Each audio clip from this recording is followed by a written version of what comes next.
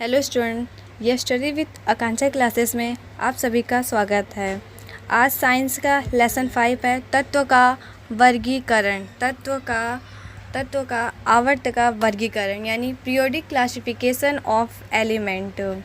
तो आज इस वीडियो को आप लोग एंड तक ज़रूर देखिएगा और इस वीडियो में मैं ये बताने वाली हूँ कि इसमें 2-2 या 3-3 नंबर के कौन क्वेश्चन फंसते हैं, मतलब वो बार बार उस क्वेश्चन को रिपीट किया जाता है।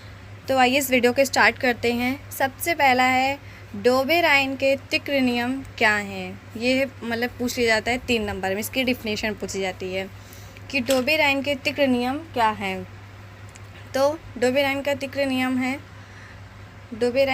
नियम ये वो कहता है, डोबेराइन के तिक्र नियम के अनुसार जब तत्वों को बढ़ते हुए परमाणु द्रव्यमान के क्रम में क्रमायोजित किया जाता है। क्या किया जाता है? क्रमायोजित किया जाता है।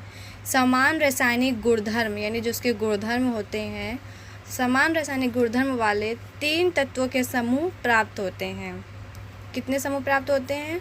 3 तत्व समूह प्राप्त होते हैं। ये एक ऑब्जेक्टिव में पूछ लेगा, डोबेराइन के तिक्र में कितने समूह तत्व प्राप्त होते हैं। तो आप क्या उसमें किसमें टिक करेंगे कि 3 तत्व समूह प्राप्त होते हैं।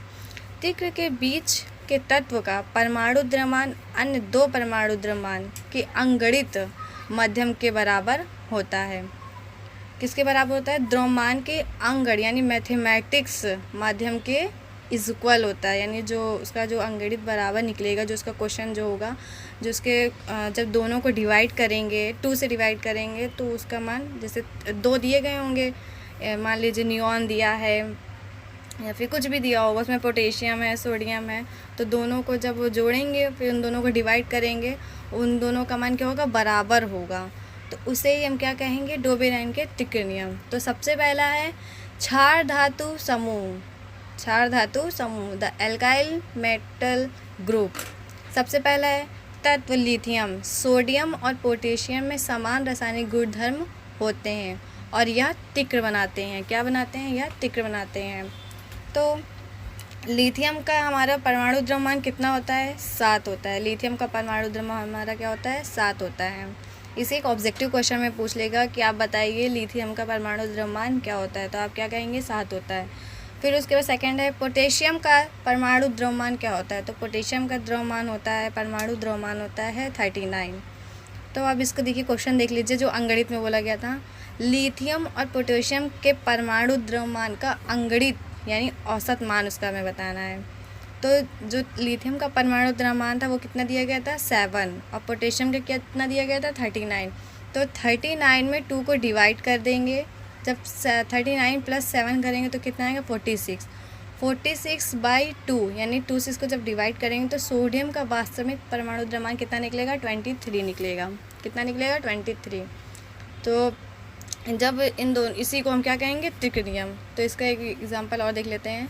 यह सभी तत्व धातु में, यानी आपने मेटल और नॉन मेटल लेसन में पढ़ा था धातु व धातु में। तो क्षार धातु कौन सा समूह है? ये सभी तत्व धातु में। वे सभी जल के साथ अभिक्रिया करके क्षार और हाइड्रोजन गैस बनाते हैं। क्या बनाते हैं? क्षार और हाइड्रोजन गैस बनाते हैं। इनकी संयोजकता कितनी होती है? इन सभी की संयोजकता कितनी होती है? 1। जैसे मान लीजिए सोडियम है, तो सोडियम का 2, 8, 1 यानी उसका लास्ट का क्या निकलेगा? 1। तो उसकी संयोजकता कितनी होगी सोडियम की? 1 होगी। तो इसमें भी यही दिया गया है, 2, 8, 1। 8, 2, 10। सोडियम का परमाणु वो क्या होता है? 11 होता है सोडियम का, और उसकी संयोजकता कितनी होती है? 1। अब देखिए इसमें एक टेबल दी गई, क्षार धातु समूह यानी तिक्र के तत्व लिथियम, पोटेशियम और सोडियम। तो इसके प्रतीक दिए गए हैं LiNaK। ठीक है, क्या दिए गए हैं? LiNaK।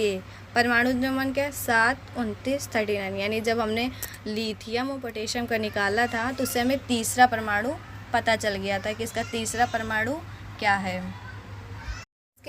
इसके बाद नेक्स्ट है हमारा है क्षारीय मृदा धातु समूह, द एल्काइन मेटल ग्रुप। देखिए, जब तत्व कैल्शियम, स्टोनेशियम और ब्रोनियम में समान रासायनिक गुणधर्म होते हैं, यह क्या कहते हैं? तिक्र बनाते हैं। जैसे कैल्शियम का परमाणु द्रव्यमांक हमारा है 40 और बोरियम का परमाणु द्रव्यमांक हमारा है 137। कैल्शियम और बोरियम के परमाणु द्रव्यमान का अंगणित औसत बताना है, इसका मैथमेटिक्स बताना है। जब कैल्शियम का परमाणु द्रव्यांक 40 और बोरियम का परमाणु द्रव्यांक 137 डिवाइडेड बाई 2, तो जब हम 40 और 137 को जोड़ेंगे तो 177 आएगा और 2, और इसे हम डिवाइड करेंगे तो 88.5, यानी स्ट्रोंशियम का वास्तविक परमाणु द्रव्यांक कितना होगा? 88.5। यह सभी तत्व धातु हैं। उन सभी के ऑक्साइड की प्रकृति क्षारीय होती है और इनकी संयोजकता कितनी होती है? 2 होती है। देखिए एक टेबल दी गई है। क्षारीय मृदा धातु समूह त्रिकृत के तत्व कैल्शियम, स्ट्रोंशियम, बोरियम, और इसका प्रतीक क्या है? Ca, Sr, Ba, और परमाणु द्रव्यांक 40, 40, 88, 137। ठीक है। देखिए जो ये तिक्र का नियम क्या कहता है? तिक्र का नियम ये कहता है कि जब हम समान रासायनिक गुणधर्म ले लेते हैं तो हमें खुद में खुद तीसरा तत्व हमें पता चल जाता है कि तीसरा तत्व हमारा क्या कहता है। जैसे हम लोगों ने पोटेशियम में बताया था 2 8 1 होता है, तो उसकी संयोजकता लास्ट की 1 होती है। वैसे स्ट्रोंशियम का था, इसकी संयोजकता कितनी होती है? 2। तो तिक्र का नाम ये कहता है कि जब समान रासायनिक गुणधर्म हम ले लेते हैं तो हमें खुद में खुद हमें तीसरा तत्व पता चल जाता है। उसके बाद नेक्स्ट है हैलोजन समूह। दोनों वो पढ़े थे, वैसे बिल्कुल सेम ये भी है। हैलोजन समूह, द हैलोजन ग्रुप, तत्व क्लोरीन, ब्रोमीन और आयोडीन में रासायनिक गुणधर्म होते हैं और यह तिक्र बनाते हैं। जैसे एग्जाम्पल देख लेते हैं। क्लोरीन का परमाणु द्रव्यांक कितना है? 35.5। आयोडीन का परमाणु द्रव्यांक 127। क्लोरीन और आयोडीन के परमाणु द्रव्यांक का अंगणित औसत, यानी जब 35.5 प्लस 127 बाई डिवाइड बाई 2, तो जब इन दोनों को जोड़ेंगे तो आएगा 162.5 डिवाइडेड बाई 2। और ब्रोमीन का वास्तविक परमाणु द्रव्यांक क्या निकलेगा हमारा? जब दोनों रासायनिक गुणधर्म समान थे तो हमें तीसरे का तो हमें अपने आप पता चल जाएगा। तो जब हमने इसका निकाला तो क्या हुआ? 81.25। और ये सब धातु क्या हैं? ये सभी तत्व धातु हैं। यह सभी तत्व जल के साथ अभिक्रिया करके अम्ल बनाते हैं। किसके साथ क्रिया करते हैं? जल के साथ क्रिया करके अम्ल बनाते हैं। इन सभी की संयोजकता कितनी होती है? 1 होती है। हैलोजन समूह, देखिए इसका एक टेबल दिया गया है। इसमें भी तिक्र के तत्व क्लोरीन, ब्रोमीन, आयोडीन। क्लोरीन का Cl से दिखाते हैं, ब्रोमीन को Br से, आयोडीन को I से, और इसका परमाणु द्रव्यांक 35.5 और ब्रोमीन का 80 और आयोडीन का 127 है। ठीक है। इसके बाद हम नेक्स्ट देखेंगे। ये सब जितने भी मैंने 3 आपको बताए हैं, क्षारीय मृदा धातु, क्षारीय धातु, क्षार धातु और हैलोजन समूह, तो ये सब 3-3 नंबर में पूछ लिए जाएंगे आपको वेरी शॉर्ट क्वेश्चन में, शॉर्ट क्वेश्चन या वेरी शॉर्ट में। उसके बाद डोबेराइन के वर्गीकरण की सीमाएं क्या थी? इसे क्यों किया गया था और इसे क्यों फेल किया गया था? ठीक है।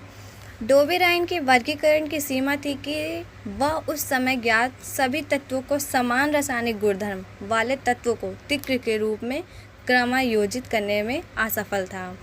यानी जो इसके हम लोगों ने जब 2 रासायनिक गुणधर्म समान थे तो तीसरे का तो हमें खुद में कुछ पता चल गया इसका तत्व क्या होगा। ठीक है। लेकिन इसमें इन्होंने डोबेराइन ने बताया था कि रासायनिक गुणधर्म वाले तत्वों को तिक्रों के रूप में क्रमायोजित करने में असफल था और उस समय ज्ञात तत्वों में डोबेराइन केवल 3 तत्वों का ही पहचान कर सके, इसलिए तत्व का उनका वर्गीकरण अधिक सफल नहीं रहा। जैसे कौन कौन से किया था? हैलोजन समूह किया था, क्षारीय मृदा धातु या धातु समूह और क्षारीय धातु समूह किया था। ठीक है। उसके बाद हम नेक्स्ट देखेंगे न्यूलैंड्स का अष्टक नियम क्या है, जो उस टाइम पे उन लोगों ने किया था। उस टाइम पे किया था 56 और अब इस टाइम के तत्व कितने हैं? 150, यानी कितने तो होता है? 150 हैं। उस टाइम पे कितना था? 56 था। तो उन्हें डोबेराइन को क्या लगा कि अब इससे ज़्यादा नहीं होगा तत्व, अब इतने तत्व ही हो चुके हैं, तो वो सारे अष्टकों को मतलब भर देते थे। और अब के इस टाइम में कितनी खोज हो चुकी है?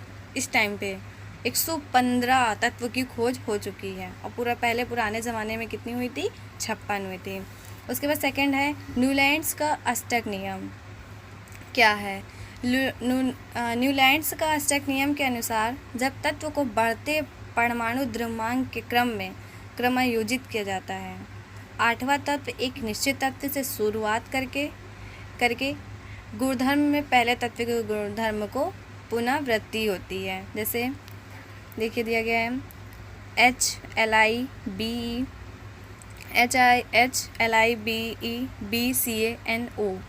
यानी हाइड्रोजन, लिथियम, बोरियम, बोरो, कार्बन, नाइट्रोजन, ऑक्सीजन दिया गया है। ठीक है, तो पहला तत्व हमारा क्या था?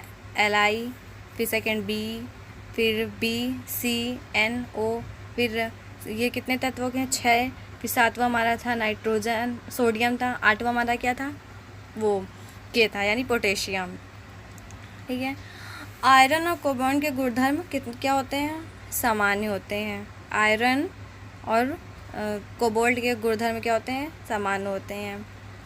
ओके, उसके बाद देखते हैं, देखिए जो इसका था, पहले तत्व में कितने थे? 8 तत्व थे। देखिए इसमें क्रमायोजित किया जाता है 8वां तत्व एक निश्चित तत्व से शुरुआत करके, यानी देखिए Li, lithium, barium, boron, carbon, nitrogen, oxygen, ये 6 हो गए।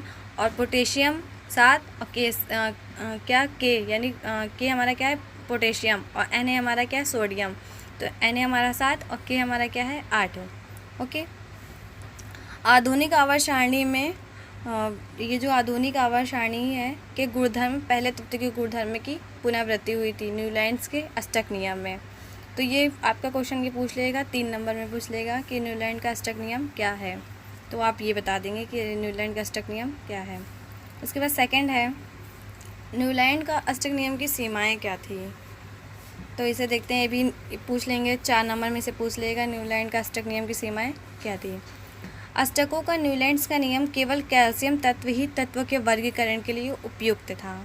कैल्शियम के बाद प्रत्येक 8वें तत्व के गुणधर्म पहले तत्व के गुणधर्म के समान नहीं होता था, यानी जो लिथियम और पोटेशियम था वो समान नहीं होता था। कैल्शियम के बाद प्रत्येक 8वें तत्व गुणधर्म पहले तत्व के गुणधर्म के समान नहीं होता था। सेकेंड है, न्यूलैंड के समय केवल 56 तत्व की प्रकृति में, देखिए मैंने आपसे बताया था 56 तत्व की प्रकृति में ही उपस्थित थे, और उनकी कल्पना था कि भविष्य में किन्हीं और तत्वों की खोज नहीं होगी। और इन्होंने कहा था, इनको बड़ा कॉन्फिडेंस था कि अब 56 तत्व की खोज हो चुकी है, उसके बाद कोई तत्व की खोज नहीं होगी। लेकिन इनकी बात गलत निकली। क्या? क्योंकि इस टाइम पे तत्व कितने 115 तत्व की खोज हो चुकी है, तत्व की प्रकृति में उपस्थित, और उनका कल्पना था कि भविष्य में किन्हीं और तत्व की खोज नहीं होगी। परंतु एक के बाद एक खोज की गई, जिनके गुणधर्म अष्टकों के न्यूलैंड्स के नियम में फिट नहीं होते थे। जो न्यूलैंड्स का नियम था, इन्होंने 56 तत्व किया था, उसके बाद इन्होंने कोई बॉक्स तो छोड़ा नहीं था कि जिसमें और तत्वों की प्रकृति कर सकें, मतलब और कोई तत्व लिख सकें, तो इन्होंने सिर्फ 56 तत्व की खोज की थी। उसके बाद सेकंड है, अपनी तालिका में तत्वों को फिट करने के लिए न्यूलैंड्स ने एक साथ 2 तत्वों को एक खांचे में भी बहुत ही भिन्न गुणधर्म और असमान तत्वों के कॉलम में भी रखा, मतलब जो संभव नहीं था उसमें भी इन्होंने रख दिया। आयरन यानी हेफी तत्व जो गुणधर्म के कोबाल्ट और निकल के समान है, जो इन तत्वों को काफ़ी दूर रखा गया था। जो आयरन के और कोबाल्ट थे तो इनको काफ़ी दूर तत्वों में रखा गया था कि इनके पास मतलब वो तत्व ना आ पाए। ओके, ये था न्यूलैंड्स के अष्टक नियम की सीमाएं थी। उसके बाद है मेडलिफ की आवर्त सारणी, यानी मेडलिफ क्या कहते हैं? मेडलिफ में 60% से 70% आधुनिक आवर्त सारणी है। ठीक है, ये मतलब बोर ने बनाए थे, मतलब 60 से 70% तक की आधुनिक आवर्त सारणी किसने बनाई थी? बोरोन ने बनाए थे। देखिए मेडलिफ की आवर्त सारणी क्या कहती है।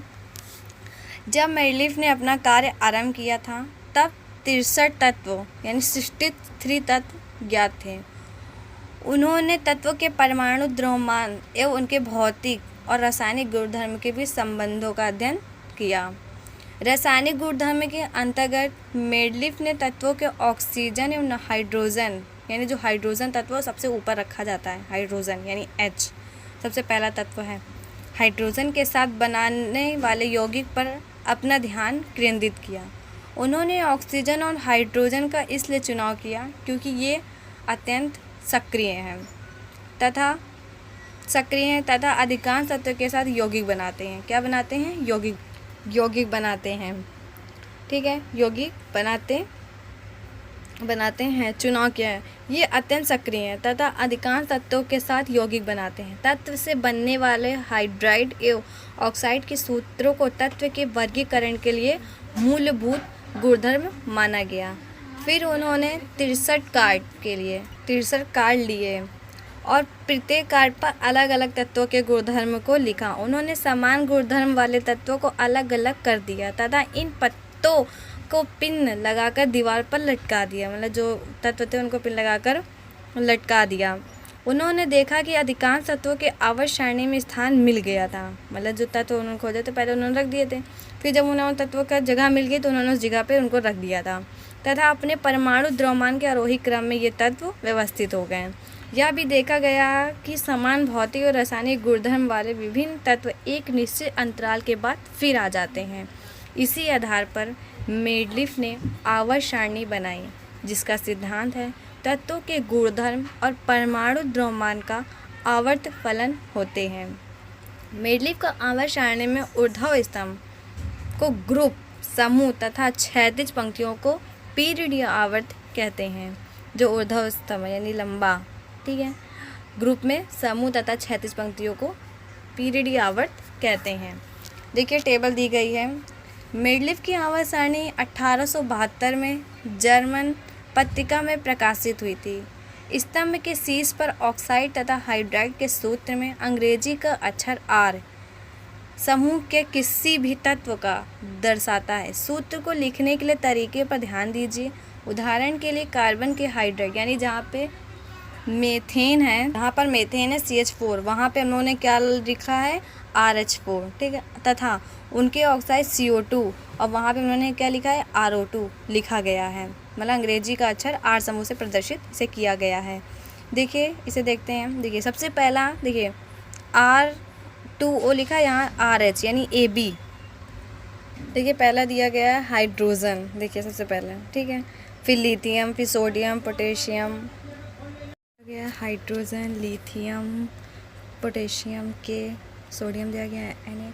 तो आवर्त में 7 समूह होते हैं और समूह में 8 समूह होते हैं। देखिए ये आपको टेबल दी गई है, इस टेबल को पढ़ लीजिएगा, पेपर में भी मतलब पूछी जाती है कि मेंडलीफ की आवर्त सारणी 1872 में जर्मन पत्रिका में प्रकाशित हुई थी। कब प्रकाशित हुई थी ये पूछा जाएगा कि मेंडलीफ की आवर्त सारणी कब प्रकाशित हुई, तो आप क्या कहेंगे 1872 में थी। उसके बाद नेक्स्ट है मेंडलीफ की मूल आवर्त सारणी में 7 आवर्त और 8 समूह थे। 8 समूह में से पहले 7 समूह समान तत्वों के हैं तथा 8वां समूह संक्रमण तत्वों का है। उत्कर्ष गैस उस समय ज्ञात नहीं था, इसलिए मेंडलीफ के आवर्त सारणी किसके बारे में नहीं बताया। मतलब मेंडलीफ ने इस आवर्त सारणी के बारे में किसी को कुछ भी बताया नहीं था। उसके बाद नेक्स्ट है मेंडलीफ की आवर्त सारणी की उपलब्धियाँ बतानी है। मेंडलीफ की आवर्त सारणी की उपलब्धियाँ क्या हैं, ये पेपर में 3 नंबर का पूछेगा कि वेरी शॉर्ट क्वेश्चन में कि मेंडलीफ की आवर्त सारणी की उपलब्धियाँ क्या हैं। इसे देखते हैं। आवर्त सारणी के व्यवस्थित करते समय मेंडलीफ को सारणी में अधिक द्रव्यमान वाले तत्वों को कभी कभी कम द्रव्यमान वाले तत्वों से पहले रखना पूरा क्रम इसलिए उल्टाना पड़ा ताकि समान गुणधर्म वाले तत्वों को एक साथ रखा जा सके। मतलब जो टेबल दी गई थी उसमें द्रव्यमान वाले तत्वों को कभी कभी कम द्रव्यमान वाले तत्वों से पहले रखना पड़ा। क्रम इसलिए उनको उलटना पड़ा ताकि समान गुणधर्म वाले तत्वों को एक साथ रखा जा सके। इसके अतिरिक्त मेंडलीफ ने अपनी आवर्त सारणी में कुछ रिक्त स्थान को छोड़ दिया था। मतलब जो खाली बॉक्स थे उन सबको उन्होंने छोड़ दिया था। इन रिक्त स्थानों को दोष के रूप में देखने के बजाय मेंडलीफ की दृढ़तापूर्वक कुछ ऐसे तत्वों का अस्तित्व अनुमान किया जो उस समय ज्ञात ही नहीं था। मतलब उन्होंने ऐसे तत्वों को रखे जो उस समय कोई तत्व ज्ञात ही नहीं था। इसका नेक्स्ट है मेंडलीफ के वर्गीकरण की सीमाएं। ये भी इम्पोर्टेंट टॉपिक है, इसे भी आप लोग पेपर के टाइम पढ़ लीजिएगा कि मेंडलीफ की वर्गीकरण की सीमाएं क्या थी और क्या नहीं। समस्थानिक की स्थिति को नहीं समझाया जा सकता है। मतलब जिनकी स्थानिक थी उनको नहीं समझाया सकता है।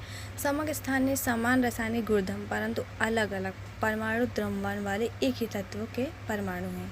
जैसे एग्जाम्पल में दिया गया है Cl 35 है और Cl क्या है 37 के हैं। ये क्लोरीन के 2 समस्थानिक थे। मतलब मेंडलीफ के वर्गीकरण थे।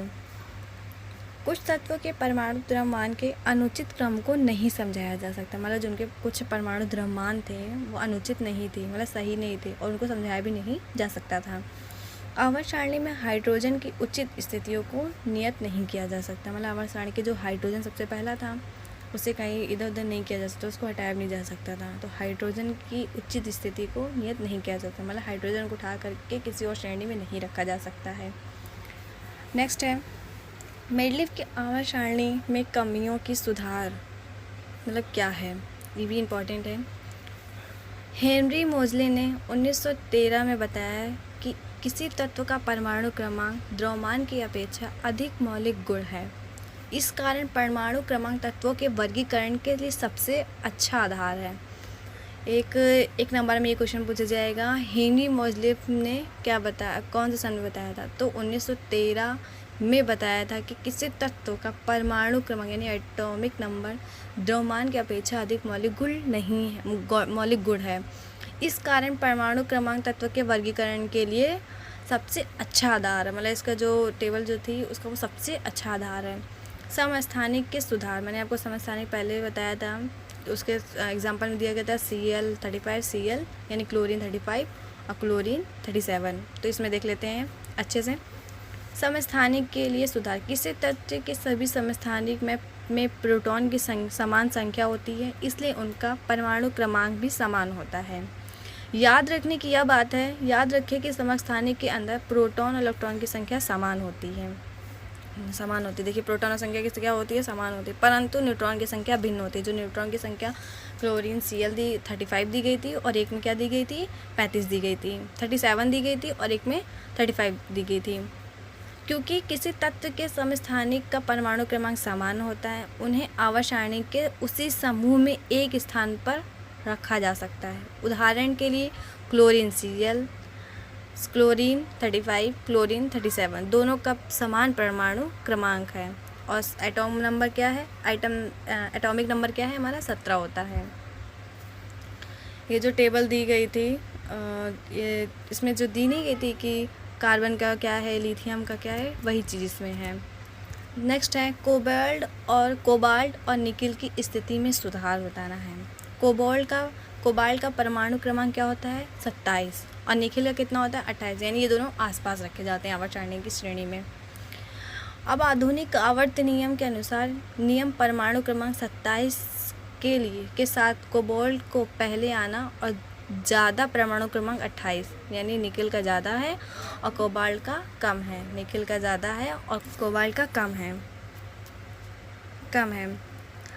के साथ निकिल को बाद में आना चाहिए, मतलब जो परमाणु क्रमांक है ज़्यादा है उसको निकिल के बाद आना चाहिए, ठीक है। निकिल मतलब ज़्यादा है और कोबाल्ट का कम है, जबकि उनके परमाणु द्रव्यमान अनुचित क्रम में होते हैं। ऐसा इसलिए होता है क्योंकि आधुनिक आवर्त सारणी में द्रव्यमान के आधार पर नई परमाणु संख्या के आधार पर बनाया जा सकता है। जो आधुनिक आवर्त सारणी, और ये आधुनिक आवर्त सारणी को किसने बनाया था आपको पता है, ये एक नंबर में क्वेश्चन पूछ लिया जाएगा कि आधुनिक आवर्त सारणी को किसने बनाया था, बोर जिनका नाम था।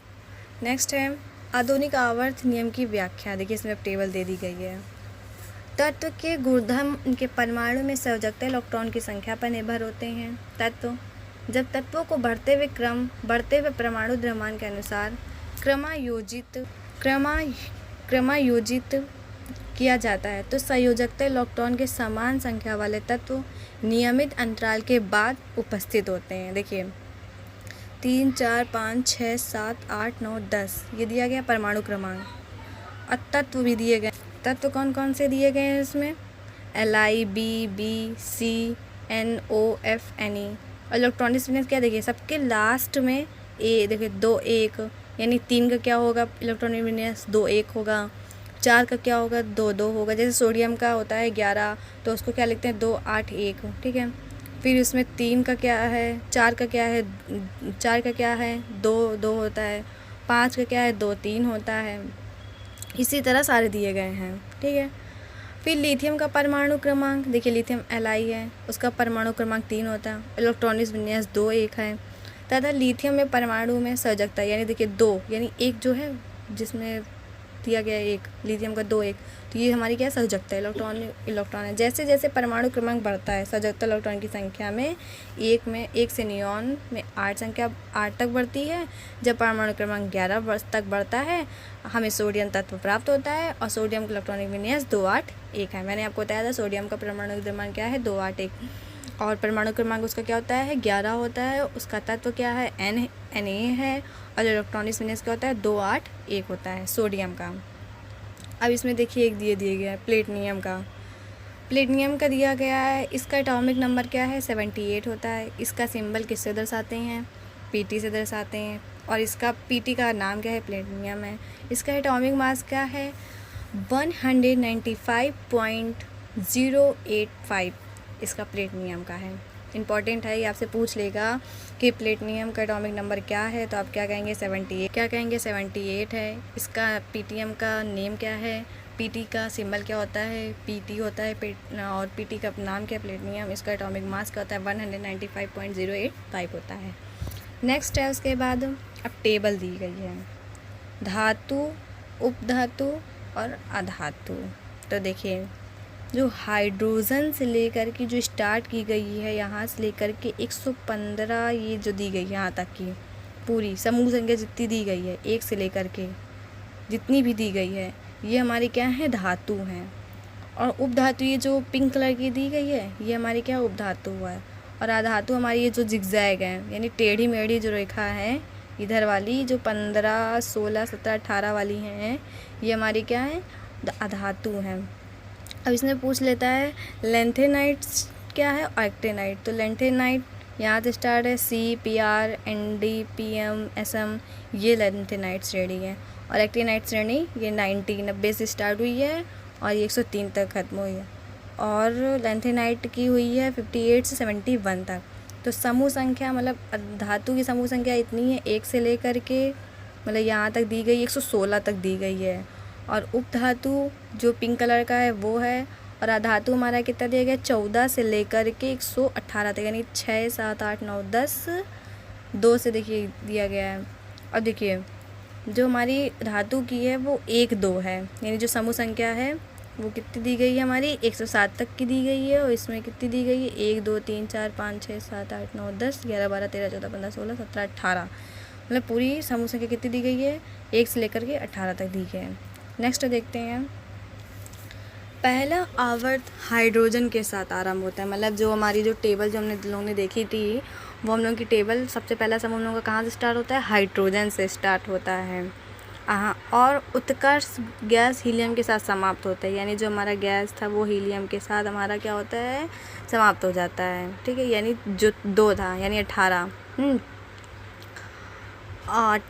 साथ समाप्त होता है। अन्य सभी आवर्त क्षार तत्व जैसे लिथियम सोडियम पोटेशियम इत्यादि के साथ आरंभ होते हैं।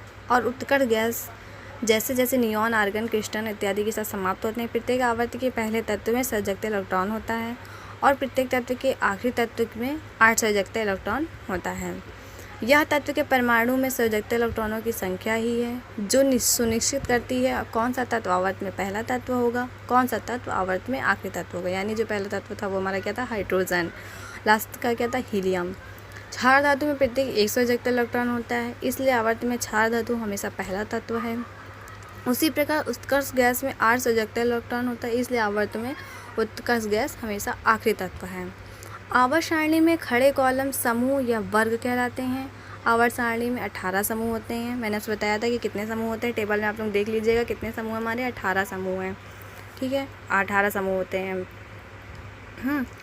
उसके बाद 18 समूह खड़े कॉलम में समूह में वर्ग कहलाते हैं। 18 समूह होते हैं। समूह 18 उत्कर्ष गैस के लिए होता है।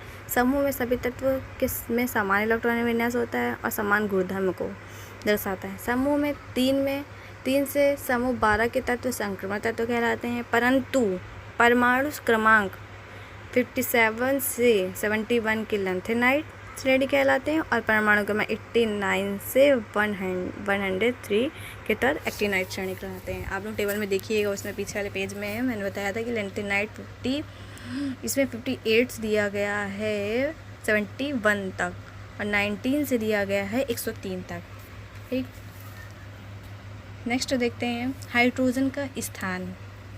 हाइड्रोजन के स्थान तो आप लोग जानते हैं, सबसे पहले तत्व में होता है, सबसे पहले आता है हाइड्रोजन।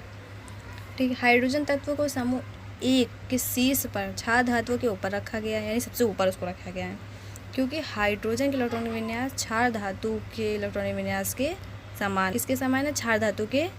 हाइड्रोजन तथा क्षार धातु दोनों में से प्रत्येक एक संयुक्त इलेक्ट्रॉन होता है, क्योंकि हाइड्रोजन परमाणु आकार में बहुत ही छोटा होता है, यानी जो हाइड्रोजन परमाणु है वो बहुत छोटा तथा हाइड्रोजन के बहुत ही विशिष्ट तत्व माना जाता है और आवर्त सारणी के शीर्ष पर अकेले रखा जाता है।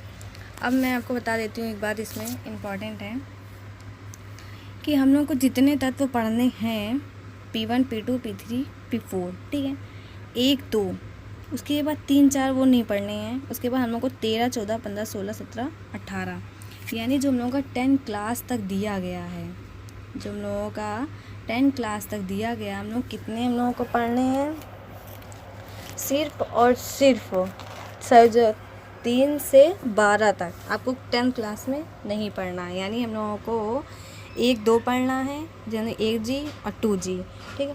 3 से 12 के बीच में जो G आए, 3 से 12 के बीच में जो G आएगा वो हमें नहीं पढ़ना है। हम लोग के जब हाई स्कूल में इतना ही सिलेबस दिया गया है कि 1 2 13 से लेके 18 तक पढ़ना है, यानी जो 3 से 12 के बीच में जितना भी आएगा 3 4 5 6 7 8 9 10 11, ये हम लोगों को नहीं पढ़ना है, सिर्फ 1 से 2 और 3 से जी हमारा यानी ग्रुप है, ठीक है। पी हमारा क्या है, पीरियड्स है, ठीक है, पीरियड्स।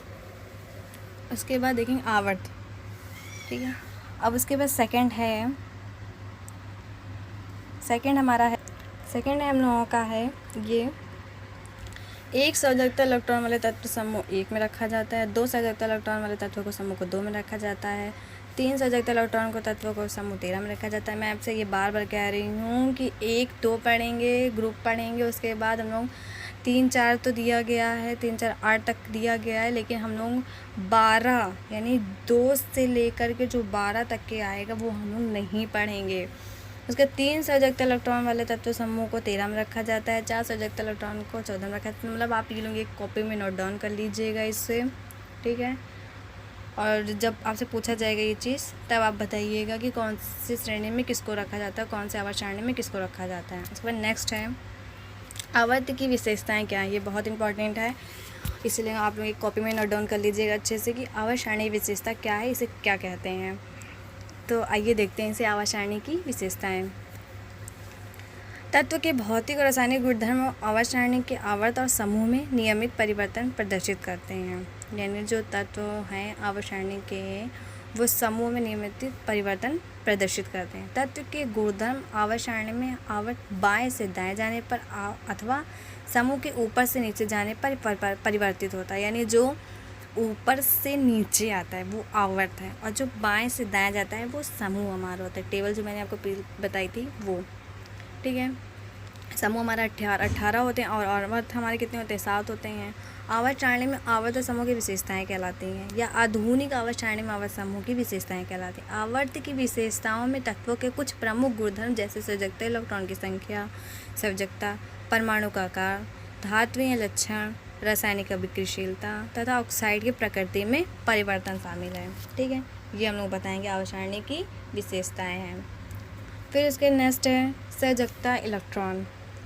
संयोजकता इलेक्ट्रॉन क्या है, आवर्त में बाएं से दाएं चलने पर तत्वों में संयोजकता इलेक्ट्रॉन की संख्या क्या होती है, 1 से 8 तक बढ़ती है। मतलब जो टेबल जो थी उसमें बाएं से दाएं जाने पर जो तत्वों में संयोजकता इलेक्ट्रॉन की संख्या क्या थी, वो 1 से 8 तक बढ़ती है।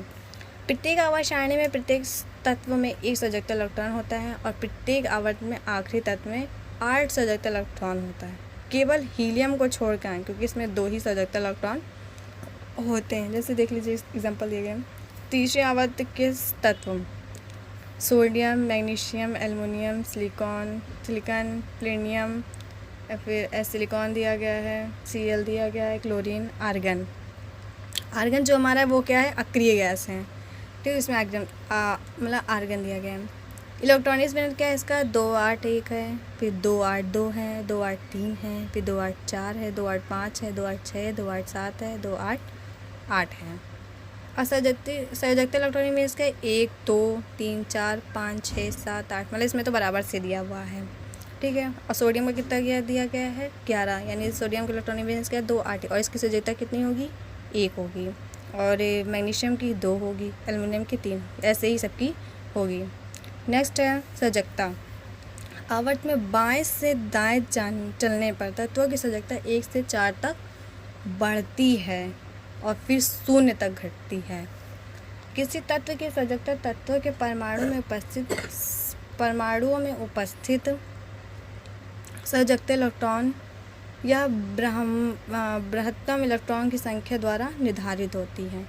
निकटतम अक्रिय गैस इलेक्ट्रॉन विन्यास प्राप्त करने के लिए किसी तत्व के एक परमाणु द्वारा त्याग किए गए था ग्रहण किए गए तथा साझा किए गए इलेक्ट्रॉनों की संख्या हमें तत्व की संयोजकता बताती है। देखिए तीसरे आवर्त में दिया गया है Na 1 है, Mg 2, Al 3, S4। उसके बाद क्या हुई 0 हो, मतलब 1 से 4 तक बढ़ती है, फिर 0 से लेकर 3 तक हुई, 1 0 आर्गन से 0 Cl 1 S 2 P 3। ठीक है, क्या दिया गया आवर्त में बाएं से दाएं चलने पर संयोजकता 1 से 4 तक बढ़ती है, मतलब ये बढ़ रही है, ठीक है, ये बढ़ती है और फिर 0 तक घटती है, यानी 3 से मतलब पहले 4 तक हुई, उसके बाद जो P है वो घट गया, यानी 3 2 1 0, ये घटता हुआ क्रम हो गया। और जो सोडियम से लेकर के सिलिकॉन तक ये हमारी क्या हुई बढ़ गई, मतलब इसकी जो संयोजकता थी वो बढ़ती चली गई। फिर किसी तत्व की संयोजकता तत्व के परमाणु में उपस्थित संयोजकता इलेक्ट्रॉन या बृहत्तम इलेक्ट्रॉन की संख्या द्वारा निर्धारित की जाती है। और आर्गन हमारा यानी अक्रिय आधुनिक काल की है। नेक्स्ट है परमाणु की त्रिज्या या परमाणविक त्रिज्याएं क्या हैं। एक इसकी त्रिज्याएं क्या है, परमाणु की त्रिज्या या परमाणविक त्रिज्याएं क्या है, इससे भी 3 नंबर में पूछ लेगा। फर्स्ट है आवर्त सारणी के किसी आवर्त में बाएं से दाएं चलने पर परमाणु का आकार बढ़ता है, यानी बाएं से दाएं जाने पर परमाणुओं का आकार घटता है, बढ़ता नहीं, इसमें घटता है। देखिए पहले Mg बड़ा है, सबसे बड़ा Na है, ठीक है, Mg थोड़ा छोटा है, Al थोड़ा और छोटा है, Si थोड़ा और छोटा है, P थोड़ा और छोटा है, S थोड़ा छोटा हो, Cl एकदम ही छोटा हो गया। यानी ये जो है बाएं से दाएं चलने पर परमाणुओं का आकार क्या है, वो घटता है परमाणुओं का आकार।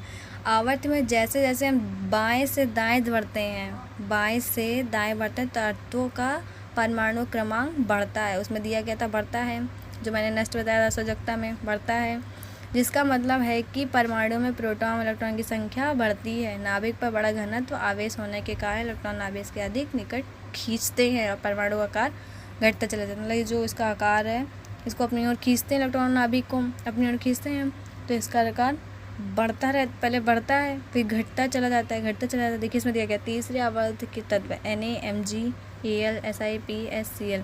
परमाणु की इसकी त्रिज्या क्या है 186। देखिए घटता चला गया है, पहले 186 हुई, फिर 160, फिर 143, फिर 118, 110, 104, फिर 99। परमाणु का आकार क्या होता चला गया, परमाणु का आकार क्या हो गया घटता चला गया, इसकी त्रिज्या क्या हुई घटती चली गई। ये तो हमारी परमाणु की त्रिज्या है। इसके बाद नेक्स्ट है रासायनिक अभिक्रियाशीलता क्या है।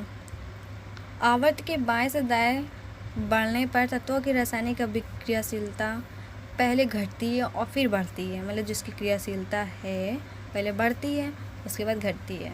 तीसरे आवर्त के पहले तत्व में एक संयोजकता इलेक्ट्रॉन है जिससे वह दूसरे पदार्थ के लिए अभिक्रिया करने के लिए आसानी से त्याग सकता है, इसलिए वह अत्यंत अभिक्रियाशील है। दूसरे तत्व मैग्नीशियम में 2 संयोजकता इलेक्ट्रॉन है। किसी परमाणु के लिए 2 इलेक्ट्रॉन को त्याग करना इतना आसान नहीं है, इसलिए सोडियम में मैग्नीशियम कम अभिक्रियाशील है।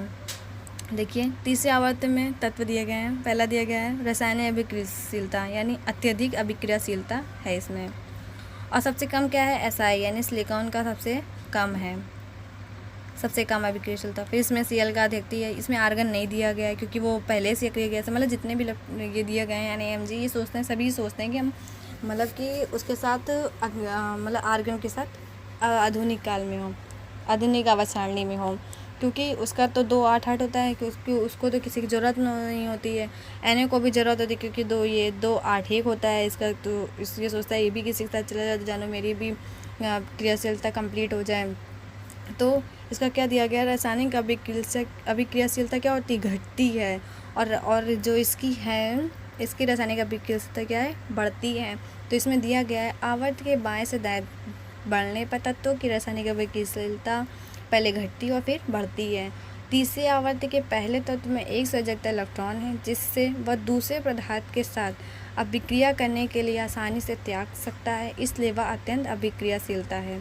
दूसरे तत्व मैग्नीशियम में 2 संयोजकता इलेक्ट्रॉन हैं, यानी जो मैग्नीशियम की 2 8 2 होती है, तो ये भी सोचता है कि मेरी भी कंप्लीट हो जाए।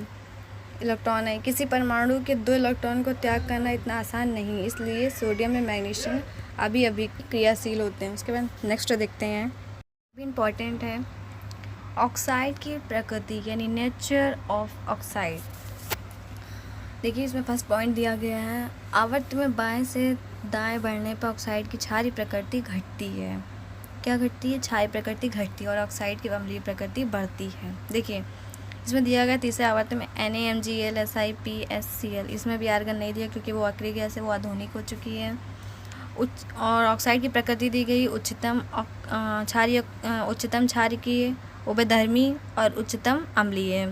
तो इसमें दिया गया बाएं से दाएं जाना भी, यानी जो सोडियम से हम लोग जाएंगे क्लोरीन तक, ठीक है। बाएं से दाएं जाने पर पढ़ने पर ऑक्साइड की क्षारीय प्रकृति घटती, मतलब इसकी जो प्रकृति है वो घटती है, और ऑक्साइड की अम्लीय प्रकृति बढ़ती है। सोडियम ऑक्साइड प्रकृति में उच्चतम क्षारीय होता है, यानी जो सोडियम है यानी Na जो है उच्चतम क्षारीय होता है, और मैग्नीशियम ऑक्साइड अपेक्षाकृत कम क्षारीय है। एल्युमिनियम और सिलिकॉन ऑक्साइड प्रकृति में उभयधर्मी हैं। देखिए जो Al और Si है यानी एल्युमिनियम और सिलिकॉन जो है वो उभयधर्मी है, तथा प्रकृति में फॉस्फोरस ऑक्साइड अम्लीय है। जो फॉस्फोरस है यानी P है वो मतलब जो वो है वो फॉस्फेट अम्लीय है। सल्फर ऑक्साइड अधिक अम्लीय है, जबकि क्लोरीन ऑक्साइड उच्चतम अम्लीय है। मतलब जो ऐसा है वो सल्फर ऑक्साइड अधिक अम्लीय है, और क्लोरीन जो हमारा है वो उच्चतम अम्लीय होता है। देखिए दिया गया है, ऑक्साइड की क्षारीय प्रकृति घटती है और ऑक्साइड की अम्लीय प्रकृति बढ़ती है, यानी जो क्षारीय है यानी NaMg जो है वो हमारा घटता है, और जो अम्लीय है यानी HCl है वो हमारी क्या है, बढ़ती है। ठीक है, यही हमारी है ऑक्साइड की प्रकृति। नेक्स्ट है समूह की विशेषता क्या है। अभी तक मैंने आपको संयोजकता की विशेषता बताई थी, वो क्या है। अब इसको पूछ लेगा 1 नंबर में, 2 नंबर में से पूछ लेगा कि समूह की विशेषताएं क्या होती है, इसे क्या कहते हैं। तो देखिए यही समझते हैं समूह की विशेषताएं क्या होती है। देखिए समूह जो हमारा होता है वो 1 से 8 तक की होता है, मतलब सीधे लाइन होता है। ठीक है, दाएं से बाएं की ओर जाता है, फिर बाएं से दाएं की ओर आता है। वो जो हमारा वो होता है वो हमारा क्या होता है, समूह होता है। और जो हमारा आवर्त होता है वो ऊपर से नीचे जाता है या नीचे से ऊपर जाता है, वो हमारा क्या होता है, आवर्त होता है। तो समूह की विशेषता इसमें बतानी है। समूह की विशेषता में तत्वों के कुछ प्रमुख गुणधर्म जैसे संयोजकता इलेक्ट्रॉन की संख्या, संयोजकता परमाणु का आकार, धात्विक लक्षण, रासायनिक अभिक्रियाशीलता तथा ऑक्साइड की प्रकृति में परिवर्तन शामिल है। इन्हें ही समूह की विशेषताएं कहते हैं। सेकंड है संयोजकता इलेक्ट्रॉन क्या है। आवर्त सारणी के किसी समूह के सभी तत्वों में संयोजकता इलेक्ट्रॉन की समान संख्या होती है। आवर्त सारणी के समूह के सभी तत्व जैसे लिथियम, सोडियम और पोटेशियम, देखिए लिथियम, सोडियम, पोटेशियम तीनों दिया गया है, इसमें टेबल में दी गई है। प्रत्येक में उनके परमाणु संयोजकता इलेक्ट्रॉनिक विन्यास 1 होता है। ये देखिए लिथियम, सोडियम, पोटेशियम इलेक्ट्रॉनिक विन्यास क्या है, 2 1 2 8 1 2 8 8 1, और इनकी संयोजकता सब में 1 1 है। लिथियम में भी 1, सोडियम में भी 1 और पोटेशियम में भी 1। थर्ड में है समूह 2 के सभी तत्व प्रत्येक में उनके परमाणुओं में 2 संयोजकता इलेक्ट्रॉन होते हैं। आवर्त सारणी के समूह 2 के तत्व बोरियम, मैग्नीशियम और कैल्शियम प्रत्येक उनके परमाणु में 2 संयोजकता इलेक्ट्रॉन होते हैं। देखिए बेरिलियम है और मैग्नीशियम और कैल्शियम, इनकी इलेक्ट्रॉनिक विन्यास क्या है, 2 2 2 8 2 2 8 2 2। तो इनका इलेक्ट्रॉनिक विन्यास सब में देखिए 2 2 लास्ट में आ रहा है, तो इनकी संयोजकता क्या होगी, जो लास्ट में आएगा उनकी संयोजकता क्या होगी, इनकी संयोजकता होगी, इनका संयोजकता इलेक्ट्रॉनिक विन्यास क्या होगा, 2 2 2। यानी बेरिलियम का भी 2, मैग्नीशियम का भी 2 और कैल्शियम का भी 2। यही हमारी क्या है, सजगता इलेक्ट्रॉन है। सेकेंड है 2 यानी सजगता। किसी समूह में सभी तत्व की सजगता सामान्य होती है। ये मैंने पहले भी आपको उसमें बताया था। एक सजगता इलेक्ट्रॉन में एक समूह रखा जाएगा, 2 में 2 रखा जाएगा, 3 में 13 रखा जाएगा। यानी जो मैंने पहले ही आपको बताया था कि 3 से लेकर के 12 तक के जितने भी सजगता इलेक्ट्रॉन हैं वो हम लोग के 10th के क्लास लेवल्स में वो नहीं है, तो हमें उसे नहीं पढ़ना है। अगर आपको याद भी करना है तो 35 याद कर लीजिए, 36 तक याद कर लीजिए। समूह अगर आपको याद करना है तो इतने याद कर लीजिए, इतने ही आपके लिए अभी काफ़ी है 10th क्लास तक की। लेकिन हमें सिर्फ 1 से लेकर के 2 तक याद करना है, फिर हमारे पास 3 से लेकर हमें 18 तक याद करना है। मतलब जो 3 से 12 तक की है, मतलब जो है वो हमें नहीं पढ़ना है, ठीक है। 2 से जो 13 तक के बीच में आएगा, यानी 3, 4, 5, 6 आएगा, ये सीरियल नंबर दिया गया, वो नहीं दिया गया कि आप सोचें मैम बोल रही हैं कि नहीं पढ़ना है और इसमें तो दिया गया है पढ़ना है, तो ऐसा नहीं है। ये जो 1, 2, 3, 4, 5, 6, 7, 8 दिया गया है, ये हमारा आवर्त समूह था हमारा, वो है, ठीक है। तो इसमें से हम लोग को इतना पढ़ना है कि हम लोग को 2 से 13 तक के जितने भी समूह होते हैं वो हमें नहीं पढ़ने हैं, ठीक है। हम लोग पहले 1 से 2 तक पढ़ेंगे, फिर 13 से लेकर के 18 तक की हम लोग पढ़ना है इलेक्ट्रॉन, संयोजकता इलेक्ट्रॉन, सिर्फ संयोजकता इलेक्ट्रॉन, ठीक है। तो 3 संयोजकता इलेक्ट्रॉन वाले तत्व समूह में 13 में रखा जाता है, ठीक है। इसको भी आप देख लीजिए, इसे भी कॉपी में नोट डाउन कर लीजिए संयोजकता। उसके बाद थर्ड है परमाणु की त्रिज्या क्या है, या परमाणविक त्रिज्या, ठीक है। देखिए देखते हैं, इसमें ऊपर से नीचे तक है, यानी सबसे छोटा परमाणु जो हमारा लिथियम से स्टार्ट है। पहले हम लोग किससे स्टार्ट करते थे, लिथियम से, लेकिन वो लिथियम से क्या होता था, बड़ा होता था, और इसमें क्या दिया गया है, छोटे से दिया गया है।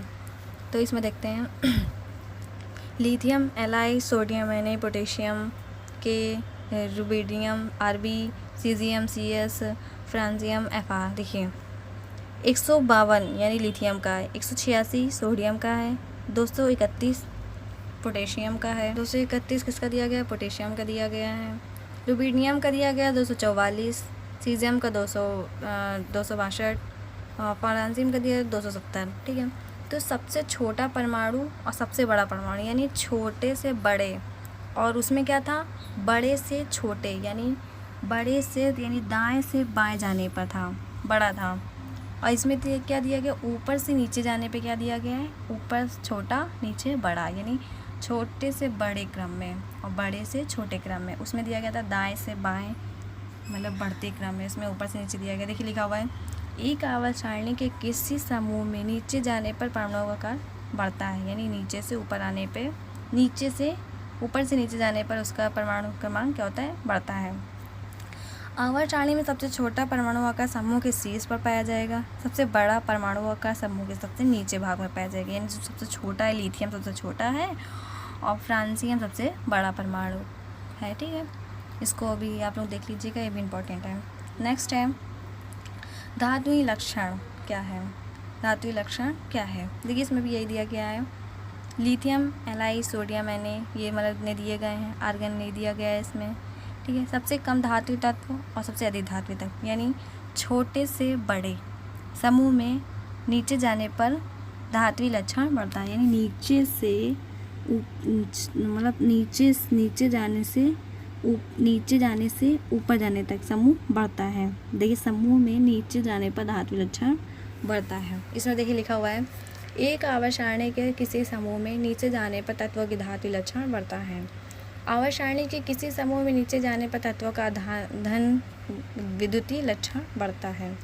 धात्विक लक्षण भी इम्पॉर्टेंट है, इसे भी आप लोग ध्यान से पढ़िएगा थोड़ा, और कुछ भी ना समझ में आए तो कमेंट्स बॉक्स में कमेंट कीजिएगा, मैं आपको फिर से बता दूँगी। अगर नहीं होगा तो मैं अपना व्हाट्सएप नंबर दे दूँगी अगर आपको नहीं समझ में आता है तो, ठीक है। नेक्स्ट देखते हैं, रासायनिक अभिक्रियाशीलता क्या है, केमिकल रिएक्टिविटी। इसमें है, देखिए सबसे कम अभिक्रियाशील और सबसे अधिक क्रियाशील, यानी देखिए सबसे कम क्या है, लिथियम, और फ्रांसियम सबसे अधिक है। समूह में नीचे जाने पर धातुओं की रासायनिक अभिक्रियाशीलता बढ़ती है, क्या होती है, बढ़ती है। इसमें भी देखिए लिखा हुआ है कि थोड़ा ध्यान से देखिएगा इसे, ओके। आवर्त सारणी के समूह में नीचे जाने पर धात्विक रासायनिक अभिक्रियाशीलता बढ़ती है, मतलब नीचे जाने पर उसकी संख्या क्या होती है, अभिक्रियाशीलता बढ़ती। देखिए सबसे अधिक अभिक्रियाशील यानी जो फ्रांसियम है वो बढ़ता है।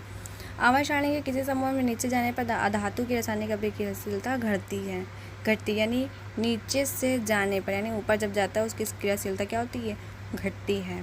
और जब ऊपर से नीचे जाता है तो इसकी क्रियाशीलता बढ़ती है। नेक्स्ट है, ये भी इम्पॉर्टेंट है, ये भी पूछ लेगा आपसे कि ऑक्साइड की प्रकृति क्या है, नेचर ऑफ ऑक्साइड क्या है। 1 नंबर में से पूछेगा, इसकी डिफिनेशन पूछेगा। आवर्त सारणी के किसी समूह में नीचे जाने पर तत्वों के ऑक्साइड की प्रकृति में कोई परिवर्तन नहीं होता है। जो ऑक्साइड की जो प्रकृति मैंने आपको बताई थी, जब वो ऊपर से नीचे जाने पर तत्वों के ऑक्साइड में प्रकृति में कोई भी परिवर्तन नहीं होता है, तो इसे ही हम लोग क्या कहते हैं, ऑक्साइड की प्रकृति बोलते हैं। नेक्स्ट है और लास्ट टॉपिक है आधुनिक आवर्त सारणी की कुछ अच्छाइयाँ हमें बतानी है। इसे 5 नंबर में पूछ लेगा कि अच्छाइयाँ क्या बतानी है, तो इसमें आप लोग लॉन्ग में पूछा जाएगा आपसे कि आधुनिक आवर्त सारणी की अच्छाइयाँ क्या हैं। तो पहला पॉइंट है, आधुनिक आवर्त सारणी तत्व के परमाणु क्रमांक पर आधारित है, जो तत्व का अत्यधिक मौलिक गुण धर्म है। आधुनिक आवर्त सारणी सेकेंड है, आधुनिक आवर्त सारणी में हमें समझने में सहायता करती है, क्यों किसी समूह में तत्व में समान गुणधर्मों को प्रदर्शित करते हैं, परंतु विभिन्न समूहों में तत्व विभिन्न गुणधर्म को प्रदर्शित करते हैं। थर्ड है, आधुनिक आवर्त सारणी तत्व के गुणधर्म में अवितरितता के कारण को समझाती है। फोर्थ है, आधुनिक आवर्त सारणी में हमें बताती है क्यों तत्व के गुणधर्म की 2, 8 यानी 18 और 32 तत्व के बाद पुनरावृत्ति होती है। आधुनिक आवर्त सारणी में तत्वों के कर्म योजन में कोई असंगतियाँ नहीं होती हैं, मतलब कोई गलतियाँ नहीं होती हैं। ठीक है, देखिए आधुनिक आवर्त सारणी जो है, मैंने बताया था कि जो डोबेराइन थे उन्होंने सिर्फ 56 तत्व की मतलब प्राप्ति की थी, और अगर वो मतलब बहुत पुराने थे यानी आधुनिक काल में थे, सन 1800 मतलब कुछ ऐसा ही होगा। लेकिन जो इस टाइम पे है, जो हमारा NCERT पैटर्न में जो दिया गया, इसमें मतलब हर चीज़ में कोई भी बुक को आप लोग उठा के देख लीजिए, तो उसमें इस टाइम पे 115 तत्व की खोज की गई है। बहुत इंपॉर्टेंट है, आपसे जनरल नॉलेज में पूछ लेगा कि उस टाइम में आधुनिक काल में कितने तत्व की खोज की गई थी, तो आप बोल देंगे 56, और इस टाइम पे कितनी की गई है, 115 की गई है। मेडलिफ ने 115 की थी, उसमें आवर्त बढ़ते चले गए थे। चलिए इसके बाद नेक्स्ट देख लेते हैं, आवर्त सारणी के फ़ायदे क्या क्या हैं। आवर्त सारणी में रसायन के अध्ययन को सरलतापूर्वक और आसान बना दिया है। वह स्मरण करने के लिए सहायक के रूप में कार्य करती है। सेकंड है, किसी तत्व के गुणधर्मों को याद करना आसान होता है यदि आवर्त सारणी में उसकी स्थिति ज्ञात होती है। जब उसकी आवर्त सारणी को याद करना बहुत आसान होता है जब उसकी हमें स्थिति याद होती है, उसके गुणधर्म हमें आसानी से याद होते हैं। तब किसी तत्व द्वारा बने यौगिक के प्रकार की आवर्त सारणी में उसकी स्थिति के ज्ञान में भविष्यवाणी की जा सकती है। मतलब जो आवर्त सारणी थी उसकी स्थिति को ज्ञान से भविष्यवाणी भी इसकी की जा सकती है, बने यौगिक की भविष्यवाणी भी ज्ञात की जा सकती है। आवर्त सारणी चार्ट को स्कूल कॉलेज में रसायन के अध्ययन तथा शिक्षण सामग्री के रूप में प्रयोग किया जाता है। मतलब जो आवर्त सारणी की जो टेबल है उसको हम स्कूल कॉलेज में ही उसका अध्ययन किया जाता है। ओके, अगर आप लोगों को कोई भी प्रॉब्लम हो तो आप लोग मुझे कमेंट बॉक्स में बता दें, मैं आपको अपना व्हाट्सअप नंबर दे दूँगी, तो उससे आपको पता चल जाएगा कि मतलब मैं आपको और अच्छे से एक्सप्लेन कर दूँगी कि मतलब ये क्या है, आवर्त सारणी क्या है, मेडलिफ ने कब किया था। कोई भी क्वेश्चन आपको पूछना हो तो मैं आपको उसमें बता दूँगी। अगर आपको मेरी ये वीडियो पसंद आई हो तो आप लोग इसे लाइक शेयर ज़रूर करें, इसे लाइक शेयर करना ना भूलें, और सब्सक्राइब मेरे चैनल को ज़रूर कर दें। उसके बगल में बेल आइकन है उसे प्रेस करें ताकि मैं अपनी नई वीडियो अपलोड करूँ तो उसका नोटिफिकेशन आप सभी को मिल सके। और नेक्स्ट वीडियो मेरी आने वाली है प्रकाश का परावर्तन तथा अपवर्तन, तो आप लोग भी उसे देख लीजिएगा।